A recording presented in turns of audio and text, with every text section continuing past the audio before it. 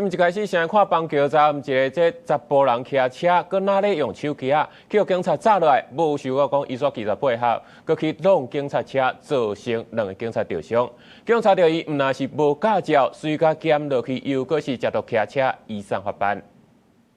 下班時間，新北邦橋車陣來去，警員咧巡邏時陣，發現一個23歲姓陳的查甫人，那騎奧多擺，那用手機啊，行為真可疑。當警方要去搬查時陣，這個查甫人竟然油門吹咧，拒絕臨檢，想要走去，警方是趕緊約人。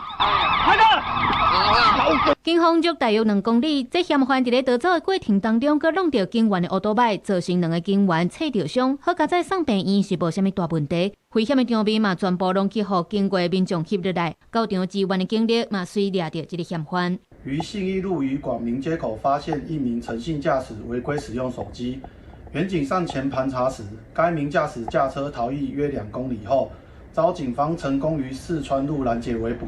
經查疑似毒駕。警方現場對於這喙瘻快篩檢驗出來是2級毒品兒童面劑甲安非他命陽性的反應。除了食毒駕駛以外，警方也針對無照駕駛、弄紅燈，也有騎奧多擺用手機啊等違規的行為來開罰單。訊後，警方依妨害公務、公共危險、傷害及毀損罪，移送新北地檢署偵辦。